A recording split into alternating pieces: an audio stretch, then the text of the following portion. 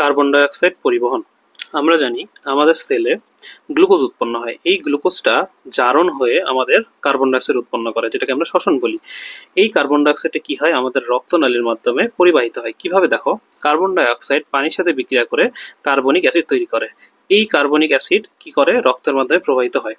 Second কি হয়, carbon dioxide এই যে আমাদের হিমোগ্লোবিনের সাথে যে NH2 পার্ট থাকে, দেখো একটা ছবি আঁকা আছে, এটা হচ্ছে গ্লোবিন চেইন, এবং এটা হচ্ছে গ্লোবিন চেইন, আর এইটা হচ্ছে তোমার হিম।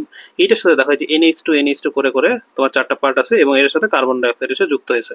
এইটাকে বলা হচ্ছে কার্বামিনো হিমোগ্লোবিন যৌগ। এই কার্বামিনো হিমোগ্লোবিন যৌগ রূপে তোমার একভাবে প্রবাহিত হয়, এবং লাস্টে তোমার কি হয়, এই যে বাইকার্বনেট রূপে, মানে তোমার দেখো হলুদ কালার যেটা আগে সেটা হচ্ছে প্লাজমা। প্লাজমার মধ্যে তোমার NaHCO3 আছে, সোডিয়াম বাইকার্বনেট, এইভাবে তোমার মনে করো একভাবে প্রবাহিত হচ্ছে। আর সেকেন্ড কিভাবে হয় দেখো, তোমার রক্তের মাধ্যমে, রক্তে তোমার KHCO3 আছে, মানে এইটার মাধ্যমে তোমার রক্তের মাধ্যমে প্রবাহিত হয়, দিয়ে তোমার লাংসে যাবে, এবং আলটিমেটলি তোমার এয়ার হয়ে বের হয়ে যাবে। আমি এই টপিকের উপর একটা ডিটেলস ভিডিও বানায় রাখছি, আমার ইউটিউব চ্যানেলে তোমরা পেয়ে যাবা। এটা বাদেও আমি তোমাকে কমেন্টে এটার লিঙ্ক দিয়ে দিব।